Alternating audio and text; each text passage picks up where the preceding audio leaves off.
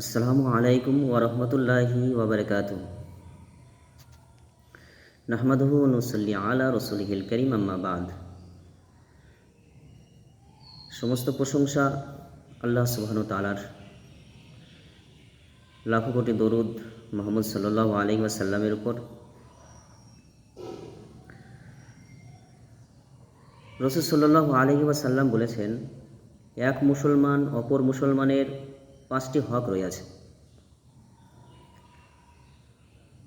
যেমন একটি হাদিসের মধ্যে রাসূল সাল্লাল্লাহু আলাইহি ওয়াসাল্লাম বলেছেন, সহিহ বুখারী, আনা আবি হুরায়রা রাদিয়াল্লাহু তাআলা আনহু ক্বালা সামিতু রাসূলুল্লাহি সাল্লাল্লাহু আলাইহি ওয়াসাল্লাম ইয়াকুলু হাক্কুল মুসলিমি আলা মুসলিম খামসুন, রদ্দুস সালাম ওয়া ইয়াদাতুল মারিজ ওয়া ইত্তিবাউল জানাইজ ওয়া ইজাবাতুদ দাওয়াত ওয়া তাসমিয়াতুল আতিস।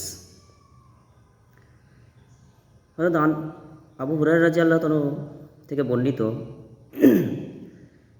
রাসূল সাল্লাল্লাহু আলাইহি ওয়াসাল্লাম ইরশাদ করেছেন, এক মুসলমান অপর মুসলমানের উপর 5টি হক রয়েছে।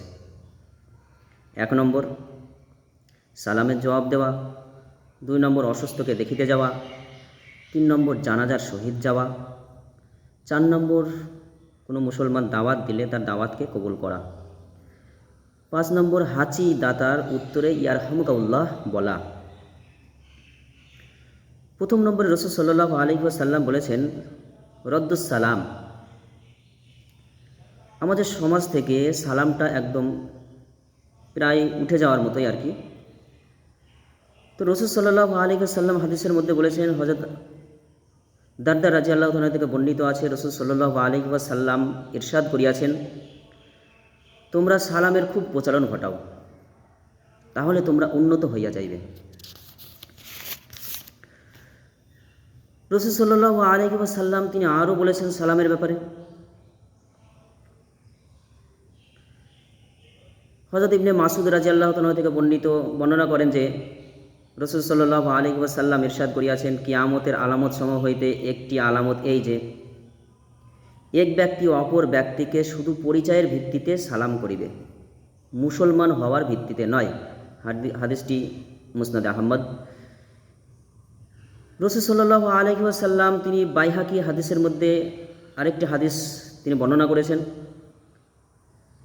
হযরত আব্দুল্লাহ রাদিয়াল্লাহু তাআলা থেকে বর্ণিত আছে, নবী করিম সাল্লাল্লাহু আলাইহি ওয়াসাল্লাম ইরশাদ করিয়াছেন, যে ব্যক্তি আগে সালাম করে সে অহংকার হইতে মুক্ত। এজন্য আমরা বেশি বেশি সালামকে প্রচলন করব। আমরা যাকে যখন সামনে দেখব যে মুসলমান হয় তাকে আমরা সালাম করব ইনশাআল্লাহ। সালামের খুব প্রচলন ঘটানো।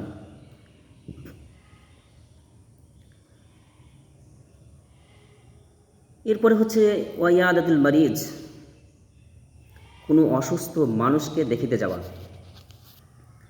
যদি কোনো মানুষ অসুস্থ হয়ে যায়, কোনো মুসলমান অসুস্থ হয়, তাকে দেখতে যাওয়া।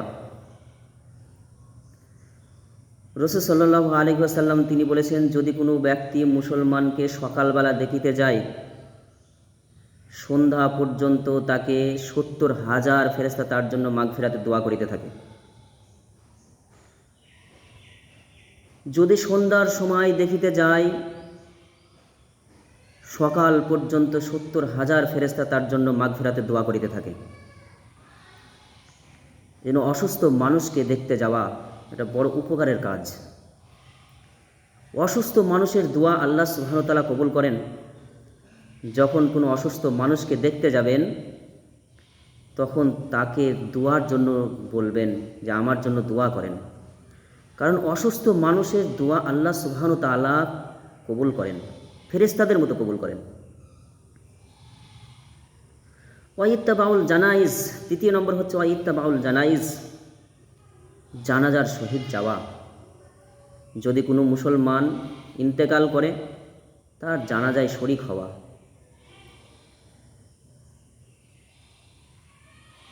ওয়াইজাবাতুদ দাওয়াত, 4 নম্বরে রয়েছে ওয়াইজাবাতুদ দাওয়াত। যদি কোনো মুসলমান আপনাকে দাওয়াত করে, কোনো বিয়ের অনুষ্ঠান কিংবা অন্য কোনো বিষয়ে আপনাকে দাওয়াত করেছে, আপনাকে দাওয়াতটাকে কবুল করা এটা মুসলমানের উপরে হক।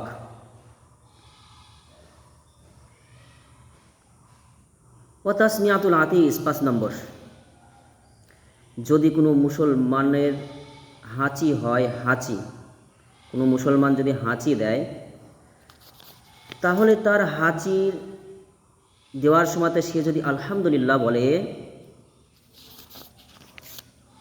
তাহলে আপনি যদি শুনতে পান তাহলে আপনাকে ইয়ারহামুকাল্লাহ উত্তরে বলতে হবে। এই যখন কোনো মানুষ হাঁচি দেবে আর সে যদি আলহামদুলিল্লাহ বলে, তাহলে আপনারা তার উত্তরে ইয়ারহামুকাল্লাহ বলবেন।